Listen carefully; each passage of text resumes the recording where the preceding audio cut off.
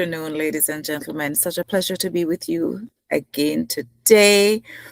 Today, we're having a conversation with Mr. Tesmond Dunkley. Mr. Tesmond Dunkley is very well known in the technology arena, but our conversation today is going to be speaking about matters that is close to his heart.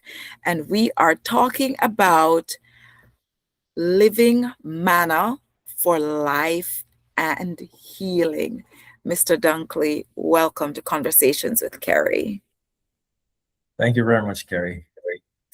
All right, Mr. Dunkley, my very first question for you is tell us a little bit about yourself and tell us about your journey into living manna for life and healing. Okay, thank you for that question. Well, if I were to try and tell you about the entire journey, it would take up all the interview space. So I'll just give you the brief synopsis. Okay. So as you said, I started out in ICTs, but a few years ago, I found out that I had high blood pressure. And first of all, I am a gospel medical missionary, and I am of the SDA persuasion.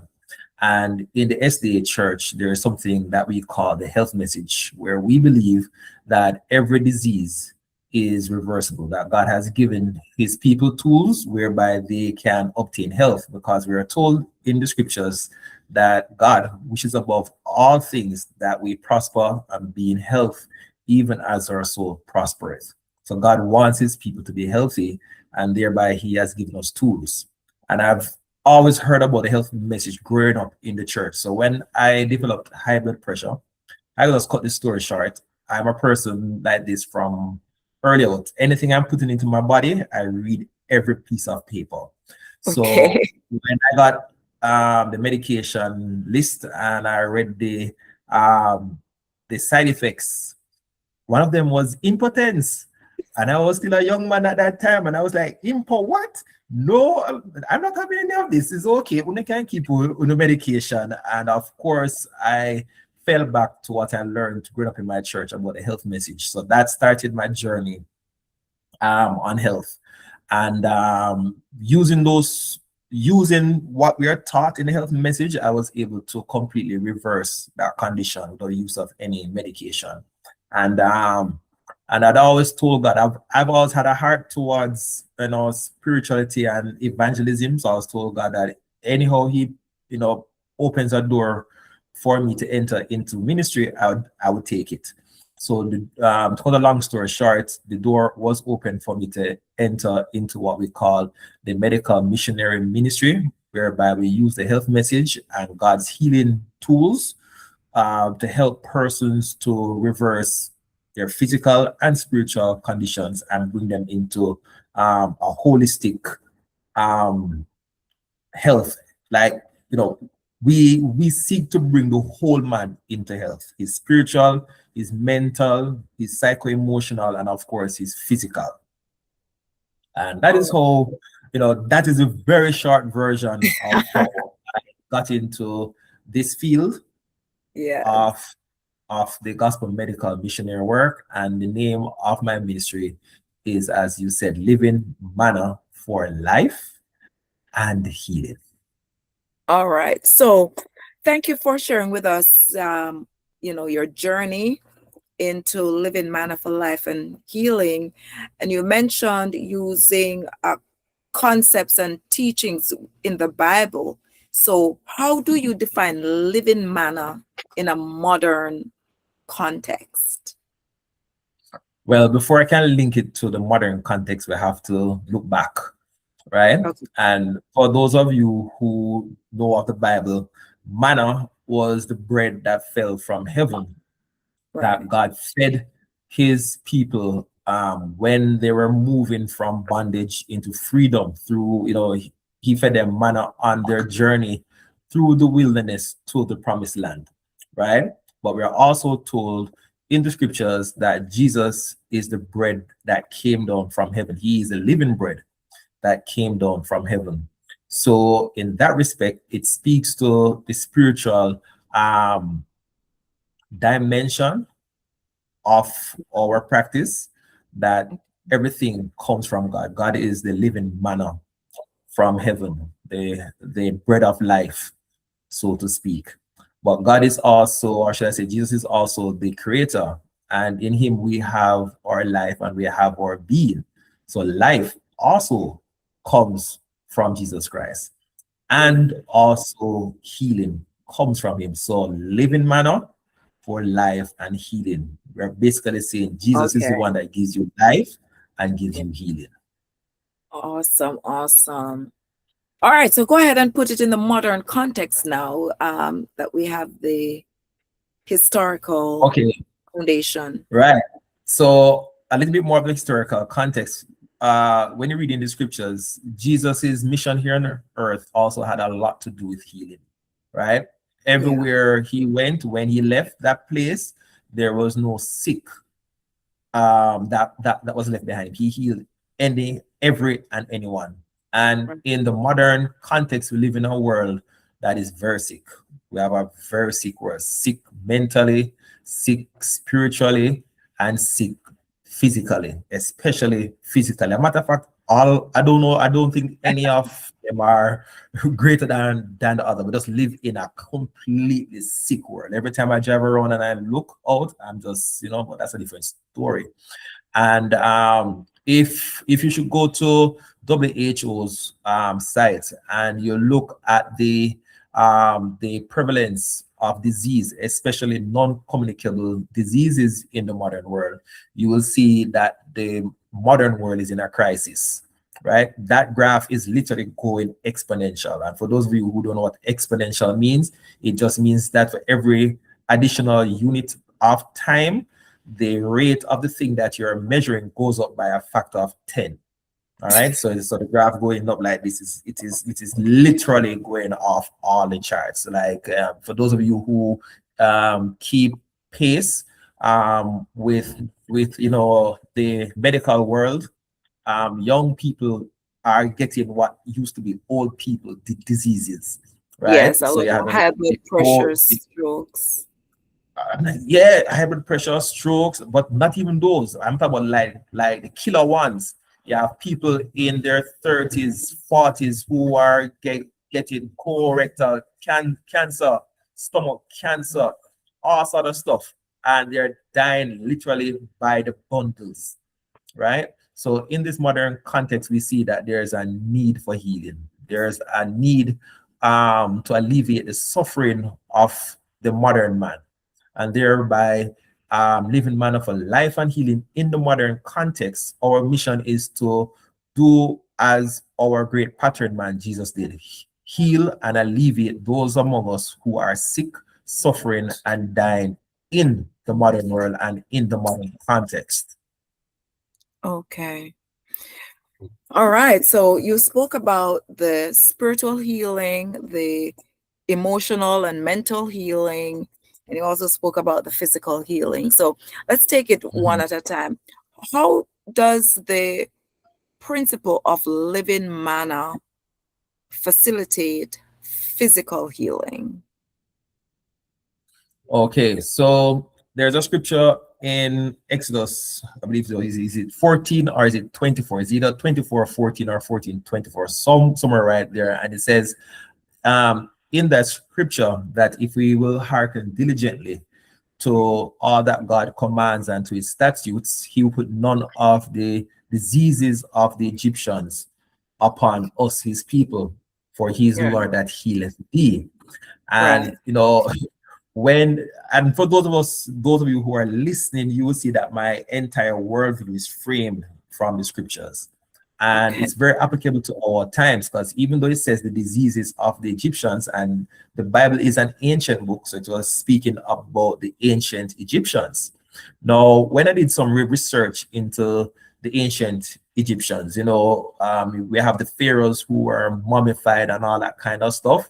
Right. God's word is really something else. Why didn't he say the Mesopotamians, the diseases of the, I don't know, the Amalekites or some other large ethnic group that was around at that time?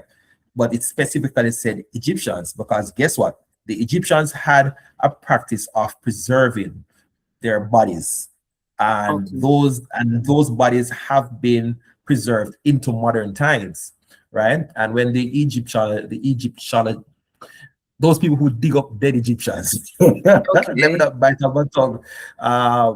Those who study the mummies, and they do their advanced scans. We don't need to get into all the scientific names of these scans, and they scanned all these bodies from these ancient times.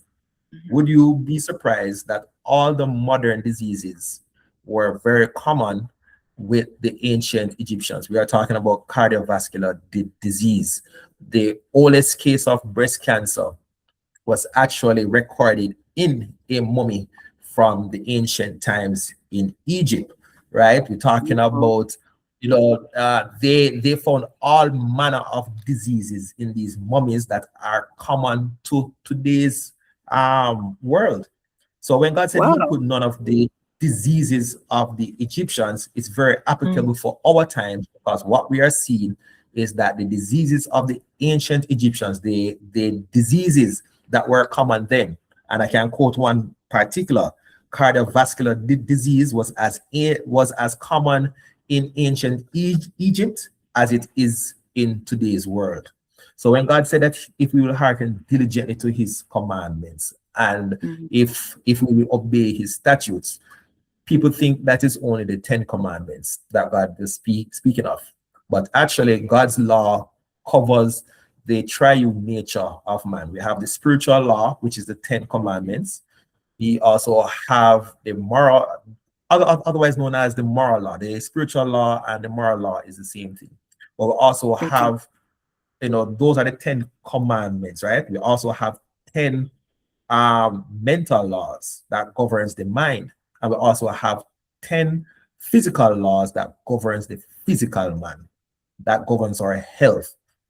So God put in Mhm. laws that covers the three areas of man, one of which is the physical health of man. God has ordained laws whereby if we are obedient to these laws of health, then we Mhm. will not bring upon ourselves the diseases of the ancient Egyptians, which are the same as the diseases which are common to modern day man. Okay. So, Mm, so when it comes to living manner for life and healing, we are talking about using the laws of health that God has ordained to govern the physical health of man, and using them to maintain health. And where health has been broken down and disease has come upon us, we can use those same laws to reverse those conditions. We can bring healing without mhm. the use of drugs, by obedience to God's commandments in regards to our health, and then He becomes the Lord that healeth thee. Right. Okay.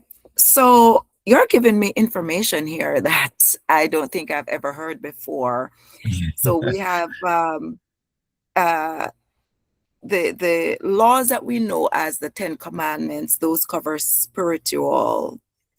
And then your Spiritual. 10, no, 10 laws of mental for so mental health. So if we follow these laws, then we would be Mhm. in mental wellness, and then 10 physical laws for health. Now, I'm in healthcare, and I read the Bible also. I'm a child of God, and I know that I've learned a lot of things from the Bible that has helped me physically, right? And Mhm. I really want to ask you what these 10 laws of mental health are and what these 10 physical laws of health are. But I think I need to leave those for like when we have a live and we can get persons to engage with us, etc. Right? Okay. This, this Yeah. is serious. Okay, so we know that we have 10 spiritual laws, and the ones I really want to explore are the 10 mental laws of health and the 10 physical laws of health. Now, I started to by saying that I read a lot, and you'll have 7 steps to this, 10 steps to this. So I'm interested to see Mhm. how those align. But I want to get a little bit deeper into um, your administration of Living Manna.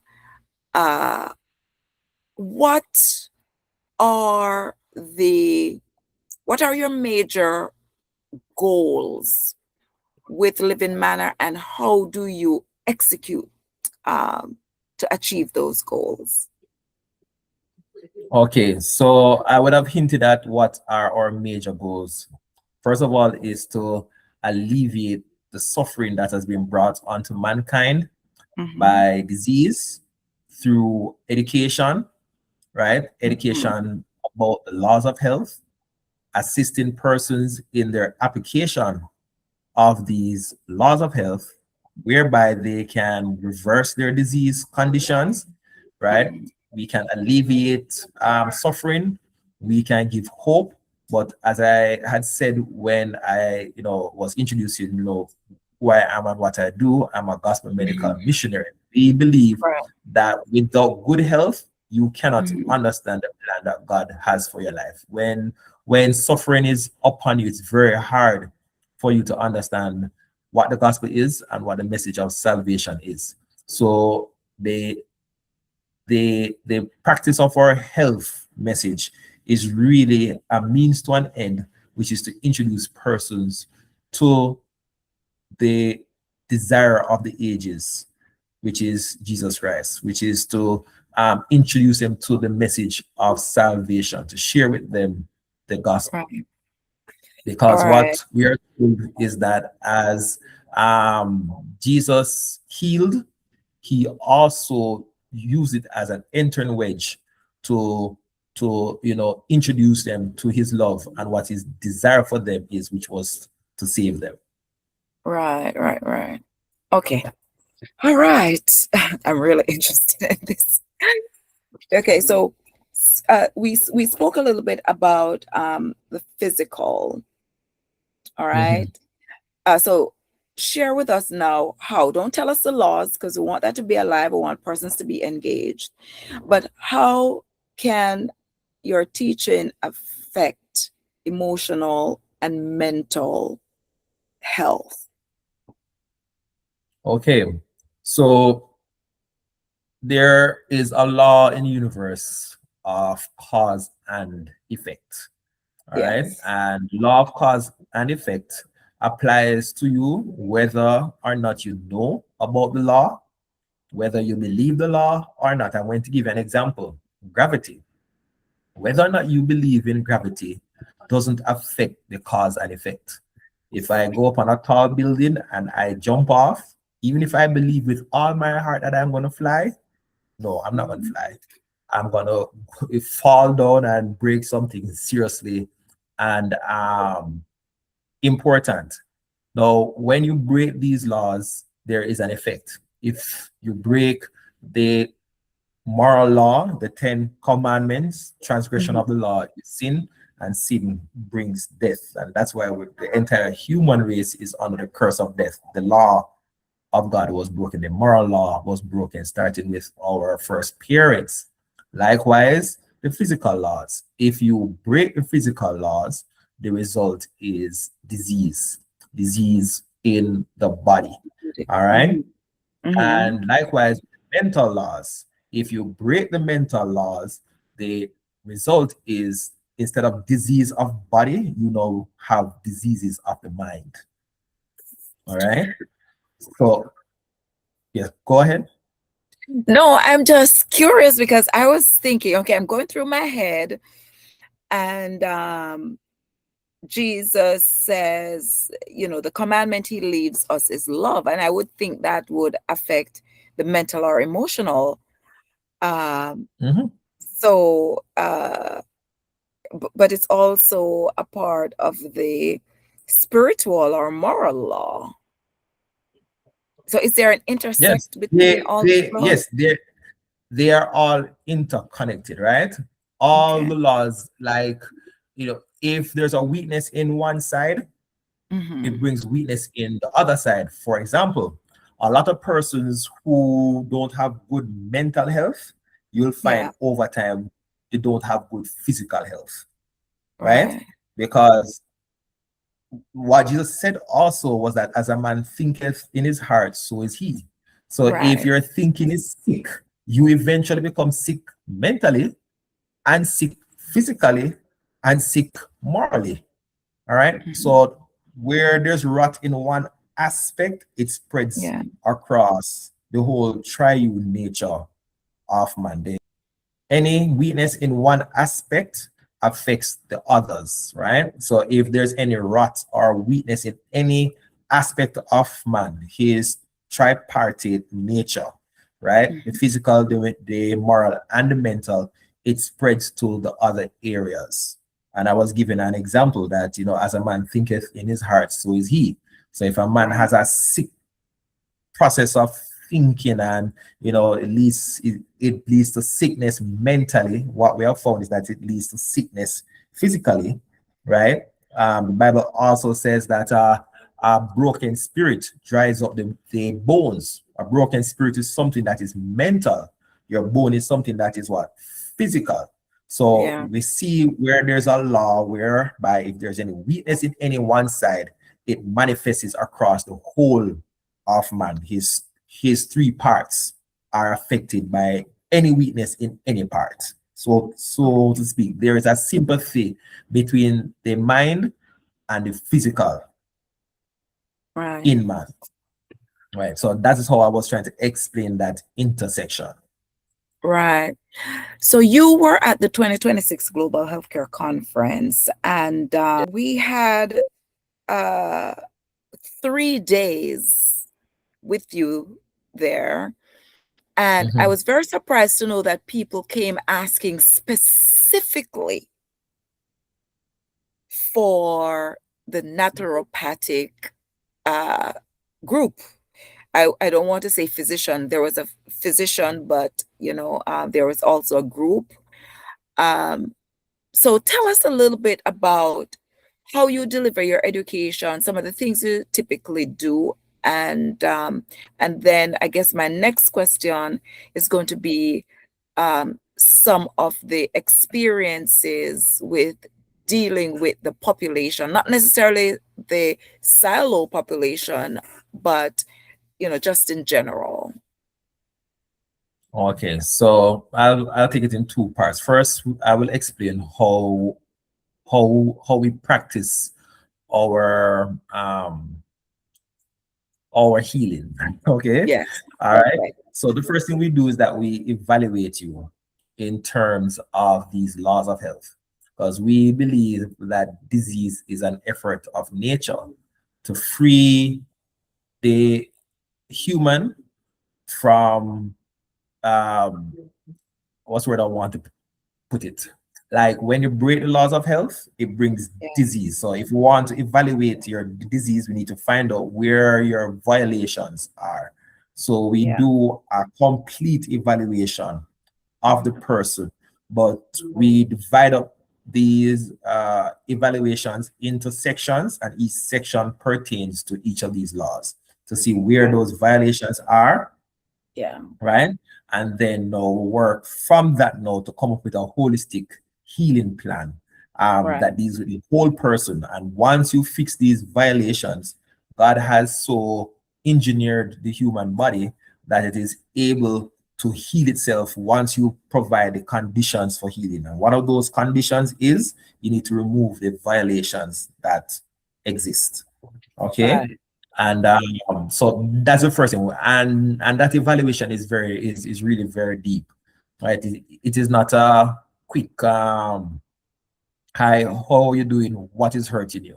Yes, we Okay. ask you that. Yes, we do say hi, how you're doing, and greet the person and have an introduction, but we'll go much deeper um into the evaluation of the person. And what you find is that you know um the deeper you dig, it is the more you get an understanding of where that person is from, what are their circumstances, and what is it that is causing the disease in their Right. life. You know, so that's a disease, right? The Right. disease Yes. in their life. And then what we do now, we come up with a plan to help them fix these issues and Yeah. create the conditions um, for healing to take place.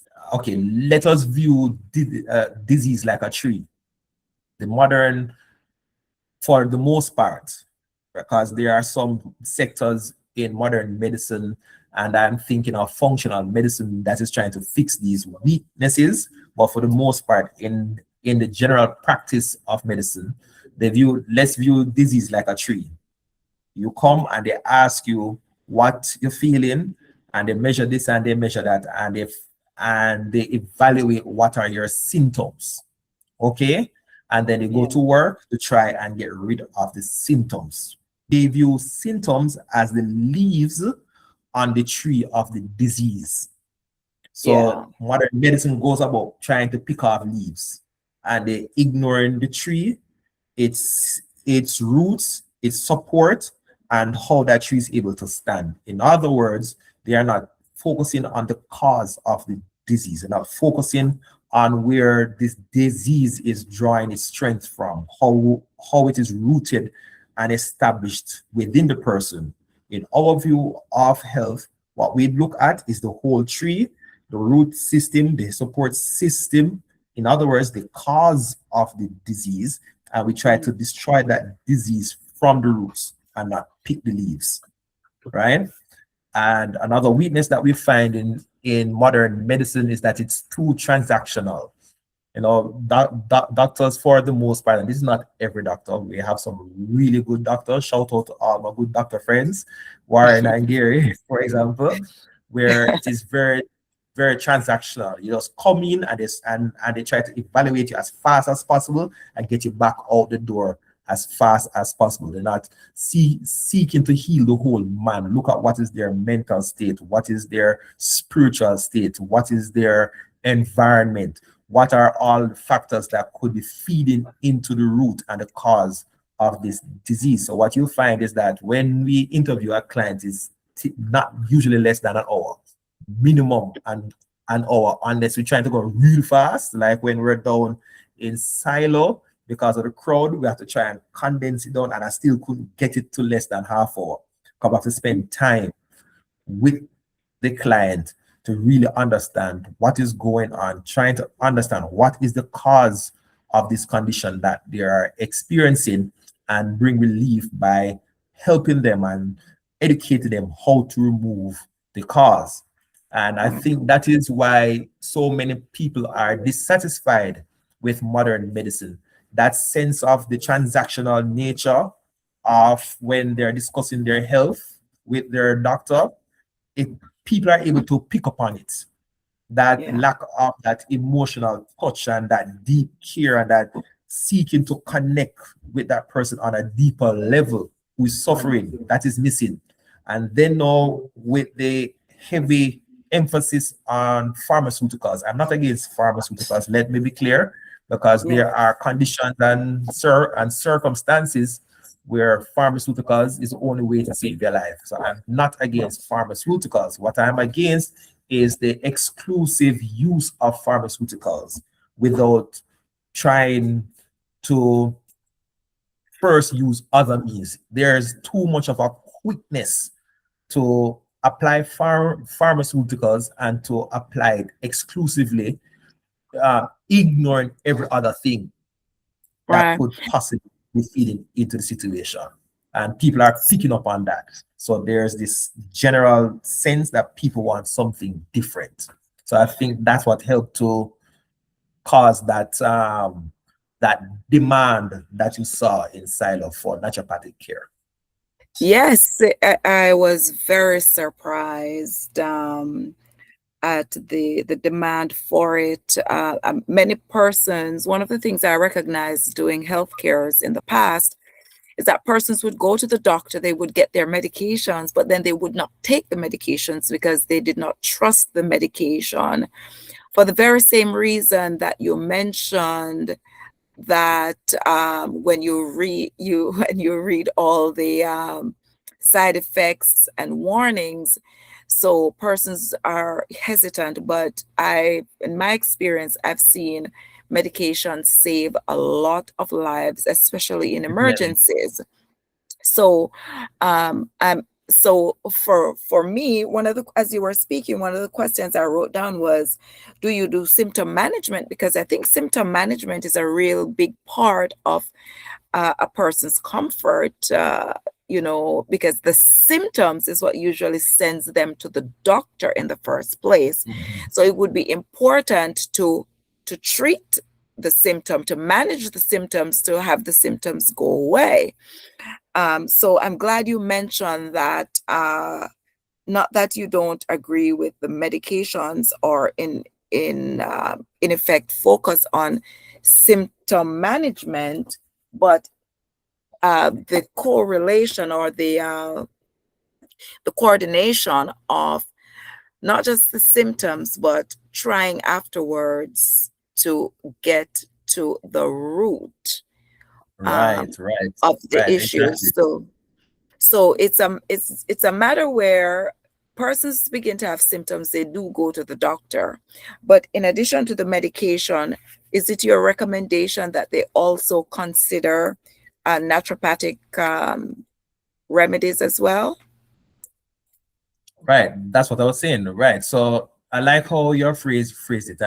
Like I said, there are situations where only the medicine can save your life in the instance. My problem, as I was trying to explain, is that exclusive focus Yeah. on pharmacology to the exclusion of all else.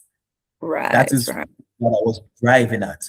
So, right. uh, so what I am advocating for is a more holistic approach Yeah. to the practice of healthcare, where you just don't do the symptom management, but that is important. Somebody's in pain, they are uncomfortable. Of course, you have to manage these symptoms, right? Mm. So Right. that is a part of our practice. But what I'm saying is that we go beyond just the symptoms and try to discover or uncover what is the Mm. cause of these symptoms, the cause of the disease, because the symptoms just indicate that there is some disease that is Right. going on, and to destroy the cause or the root of that disease while also helping to manage the symptoms that brought the person into your care in the first place. So what I'm advocating for is a holistic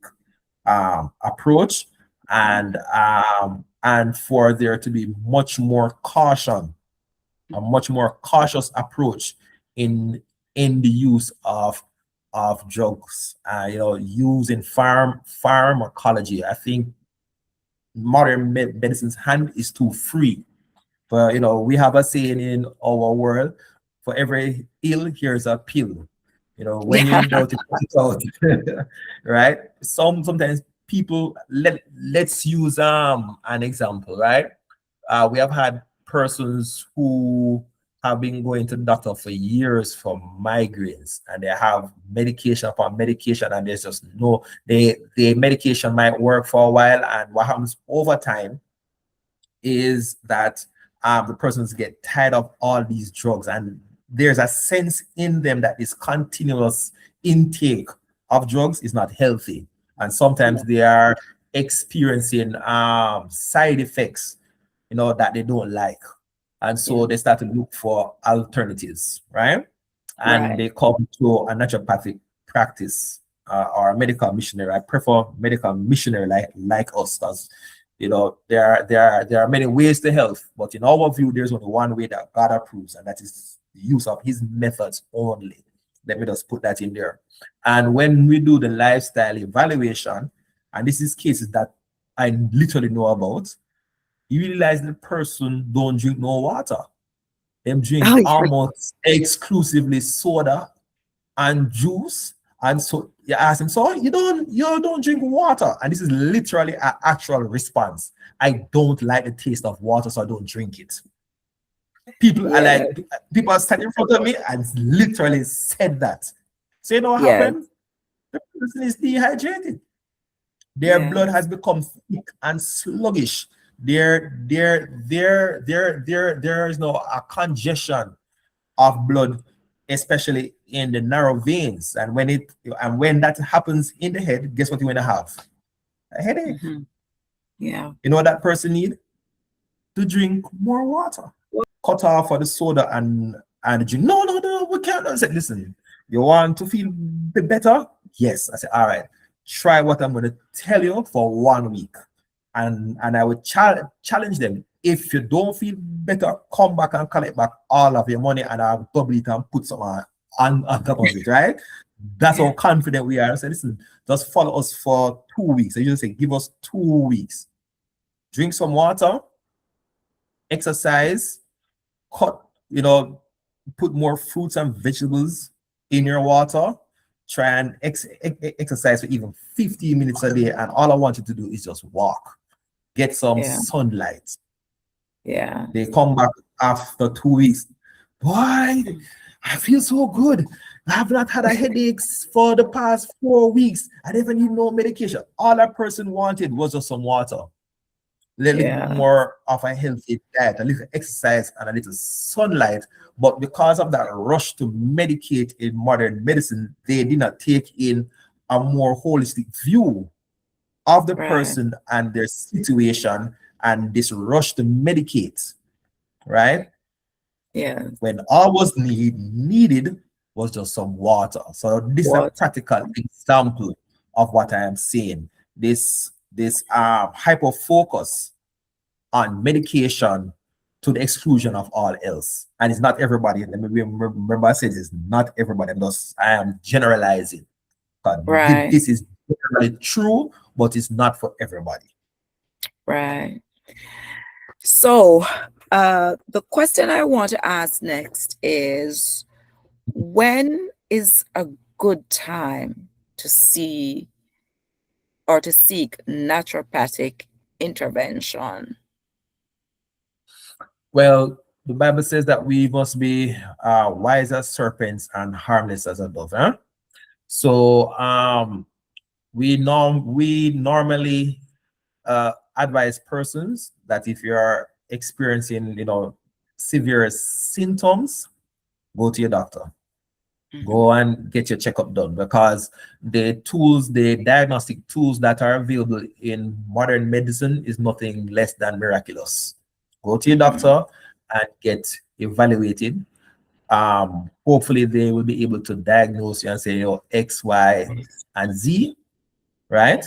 And then once you have an understanding of what you're facing and you have an understanding of what your risks are, then now you can make a more informed decision as to, when to seek alternative means, right? Because let us say,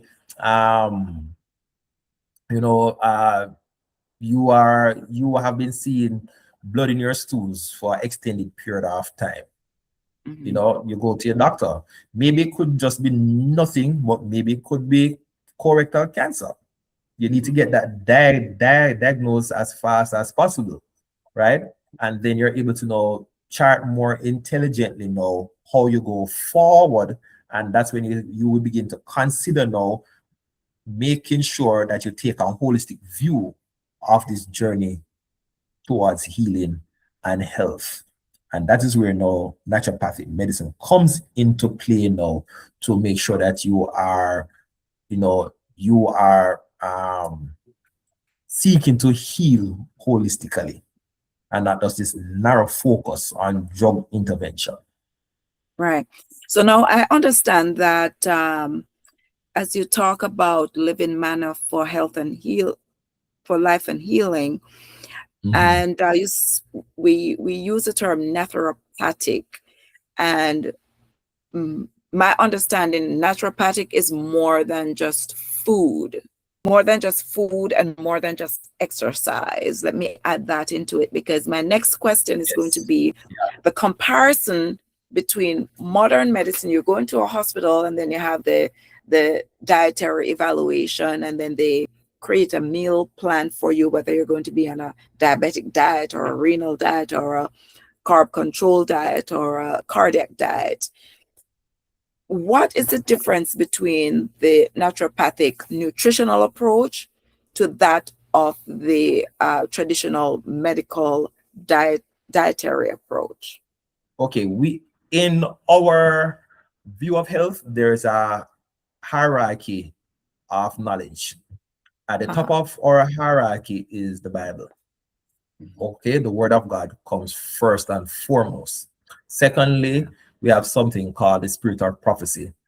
And then thirdly, no, we have good science. So anything that we believe in good science must agree with the spirit of prophecy and with the Bible. And anything we believe in the spirit of prophecy must align with the Bible, and we believe everything that the word of God says.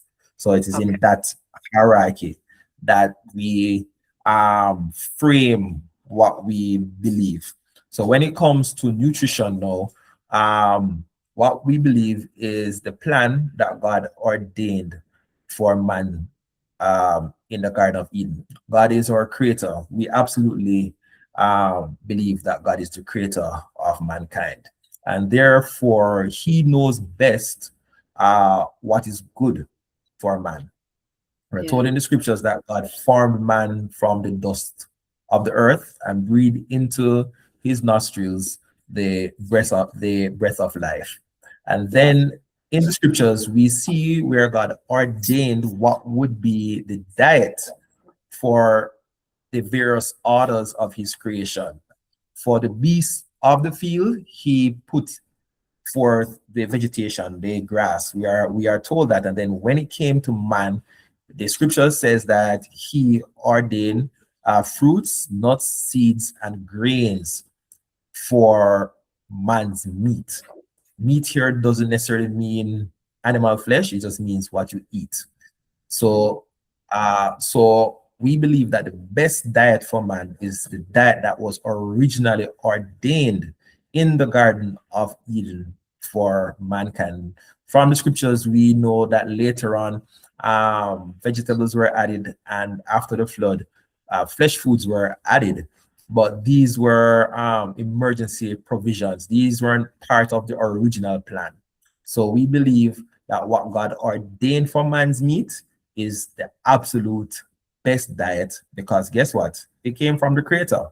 And we can Mhm. see principles in the modern world. If you buy a car, a manual comes with the car, right? It tells Mhm. you what type of gas to use in there, what kind of fluid to use in there, the type of oils you ought to use in there. But guess Mhm. what? Mankind also came with a manual, basic instructions before leaving Earth. Mhm. Bible, the Bible, right? Is it Is it? before leaving Earth or for living in Earth? We can take it both ways, right? Okay. So the Bible is our instruction manual. Now, if you have a car and it says that you should only put in 90 in there, but you feel that you can go put in diesel, you're gonna have a problem, right? Mhm. So according to the manual for man, the Bible, we see that the diet ordained by God in Eden is the best diet. And I think modern science, because we believe in good science, right? Modern science Yeah. will agree holistically with us now. If you go right now on the WHO site, that's the World Health Organization site, and you look up non-communicable diseases, and you look on their site, you see them advocating that we need to be eating more fruits and vegetables, Yeah. right? So that is where we, you know, you know, uh, where our perspective is framed from. So we believe a plant-based diet is the absolute best diet for man, as unprocessed and straight from the earth as is reasonably possible is the best diet for man. So we don't believe in processed foods. We don't believe in additives.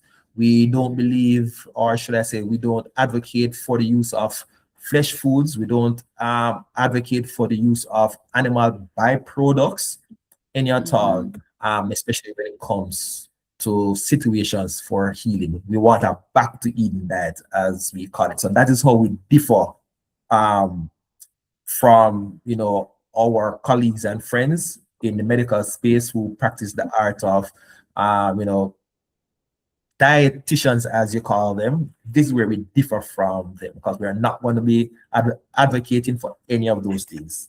Anything that is processed, anything that is from the animal kingdom or their byproducts. We advocate for a completely unprocessed plant-based diet, a back to Eden diet.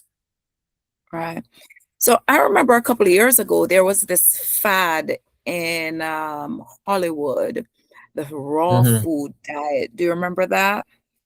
Yes, I do. And right. And then over the years, we've seen like social media influencers who have died uh, as a result, or reportedly as a result of malnutrition based on these like Mhm. raw food diets, or Mhm. plant-based diets only. What's your take on that?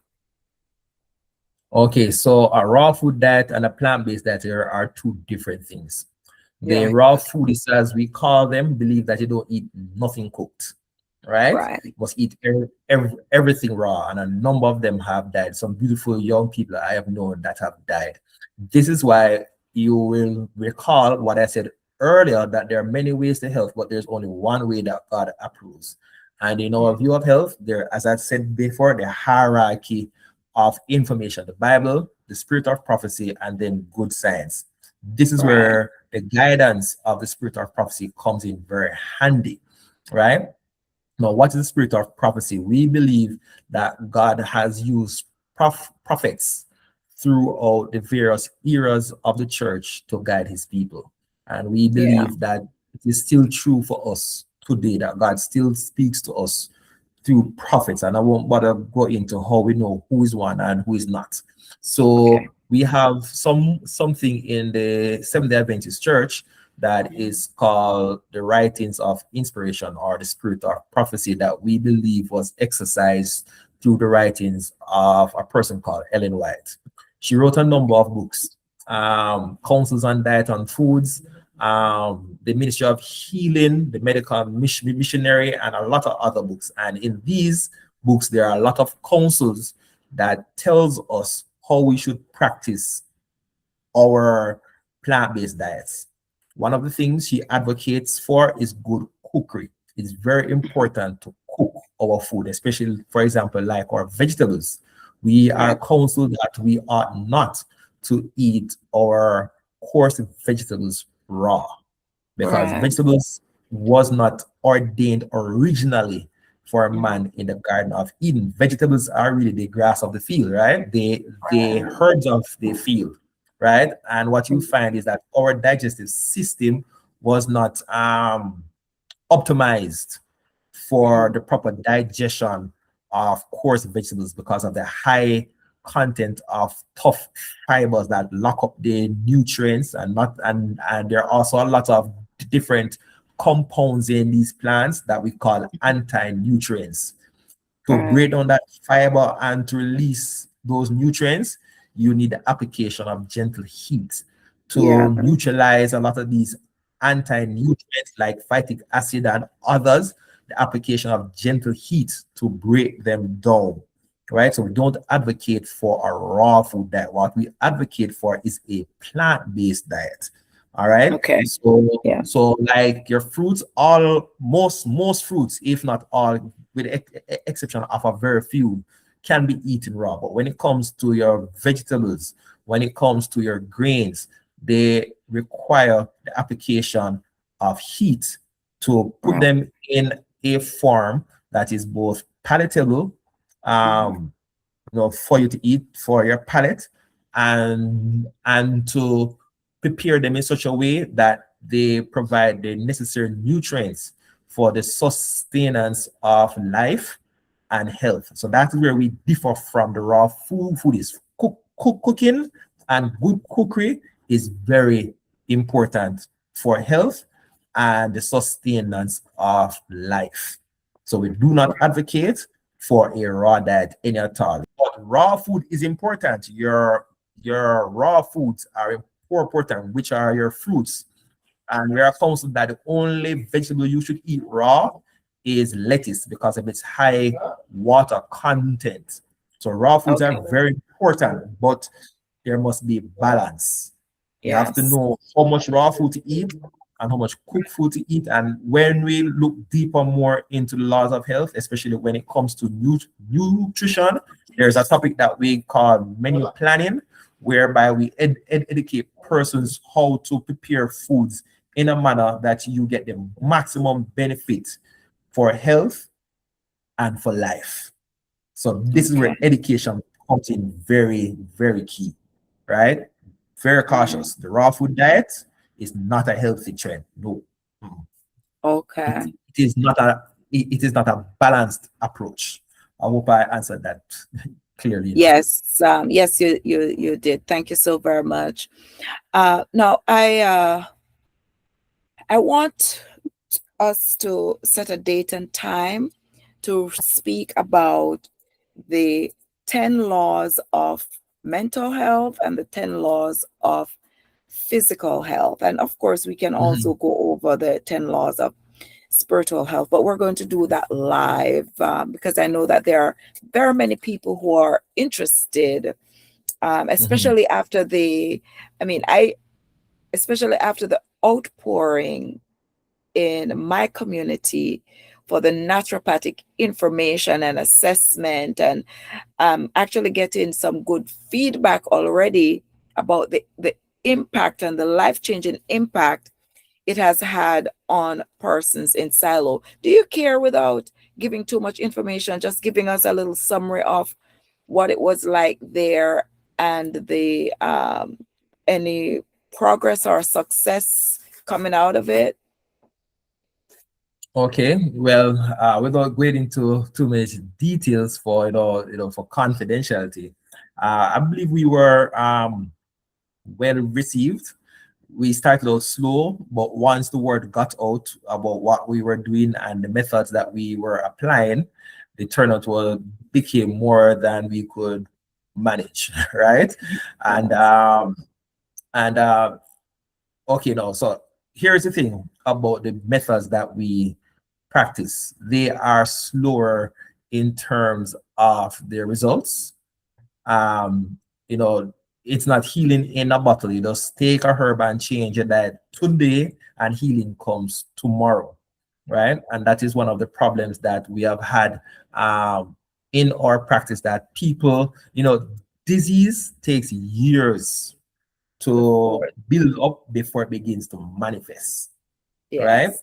Yes. Many years, sometimes 30, 40 years before you start feeling the impacts of living a lifestyle that's not geared towards balance and health, whether it's Mm, mentally, physically, or spiritually.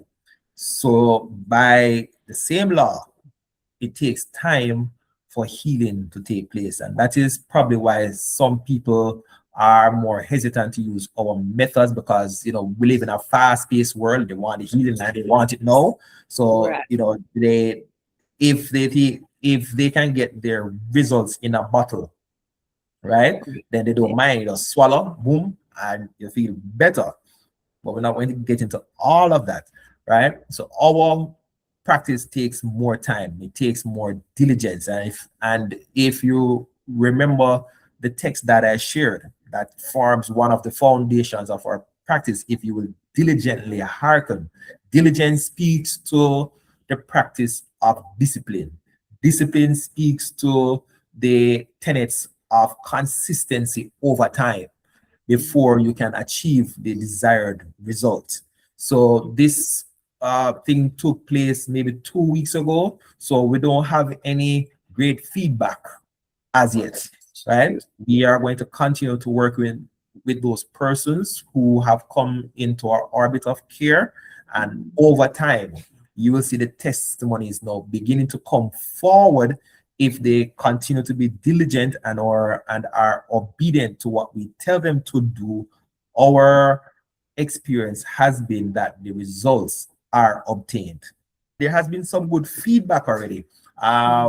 One young lady, both her husband um was at the whole event, but we didn't get to consult with him because he was too busy. But his wife came, and we got the feedback from her husband Came home, husband, listen, we're not eating this anymore. We're going to get healthy. We're going to exercise. We're going to drink more water. We're going to eat more fruits, more vegetables. So some people have really taken to the information and the education in a very positive way. They are beginning to apply it immediately. And we know that eventually the testimonies of healing, life-changing healing, are going to come forth. Right. So yeah, that's good to hear. Some of the feedback, I think it's just aha moments that people have had. And it's amazing because so many people are unaware of themselves, unaware of what is normal, because some persons may be living with something and they think, oh, that always happened to me, not recognizing that it's it's not normal. So I think just going through the process of the evaluation opened the eyes of many persons to themselves and their health. So that's most of the feedback that we're getting. Is just how enlightening some of those evaluations were, and maybe in some instances shocking for them. Yeah, yeah, I So know, right? yeah. So I didn't do it. So now I'm kind of curious. I'm like, I want to go ahead and get my evaluation done. All right. So, Mr. Dunkley, we've been here talking all day. And so I want to wrap up by asking, what would you like audience to take away from this information that we're presenting to them today? Okay, the main thing I want persons to take away from it, because we're talking about health, right? Disease and suffering were not authored by God. These are abnormal situations, because that's what came to my mind, that people, they have been suffering for years, certain things, and they just didn't know that this is just not normal, right? Disease and suffering comes from an antagonistic force, right? And that force is Satan. He comes to kill, steal, and destroy. Steal our health, steal our mental health, our physical health, our spiritual health. He wants to kill and destroy, and he delights in suffering.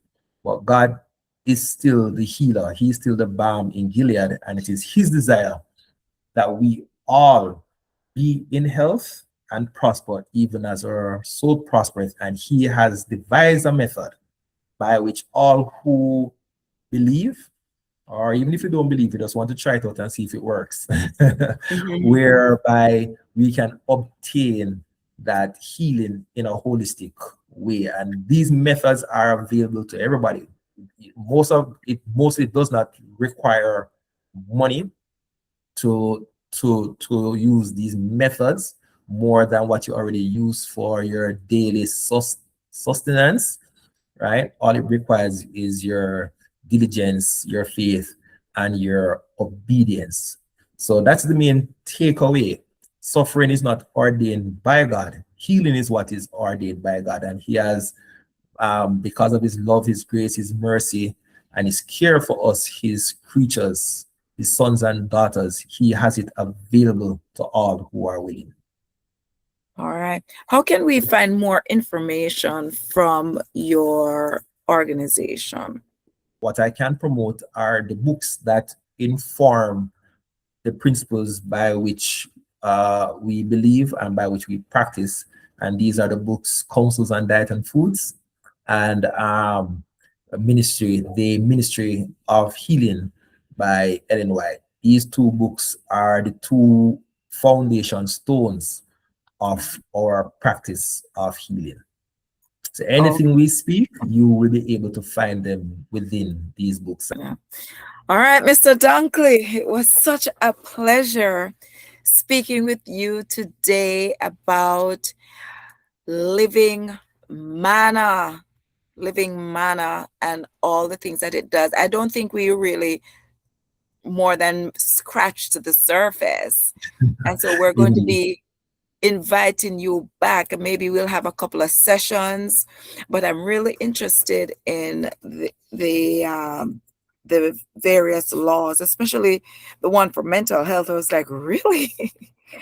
That one Yeah, really listen, caught me off guard. let us interject something here, if I may. When we were down at a conference, and Yeah, you had a lot of speakers on yeah, mental health, and as I yeah. was listening to them, the first thing that surprised me is how much what they spoke about lines Uh-huh. up with what we teach Oh, in the nice. 10 laws of health. Like literally everything that they said lines up for the most part in Yeah. regards to our view of mental health through the lens of the 10 laws of the mind. Oh, that's beautiful to know. All right. That's very good to know. All right. So living manna for life and healing. Listen out for our live, which we will be advertising as soon as we settle on a date and time. We're going to explore the spiritual laws of health, the mental laws of health, and the physical laws of health. And we are going to direct you as to how to get additional information and more help with your health as it relates to living well, healing through the Word of God. Any last words for our audience, Mr. Dunkley? Just remember that God is not the author of suffering and agony. He is a God that healeth thee. There is a way by which we can obtain healing, both spiritually, mentally, and physically. No need for God's people to suffer here on this earth, right? God is the one who has come to set the captives free. Yes. Awesome. All right. So thank you so very much for your time. Looking forward to our next conversations about living manna for life and healing. Until then, thanks for joining us on Conversations with Carrie. Thank you for having me. A pleasure.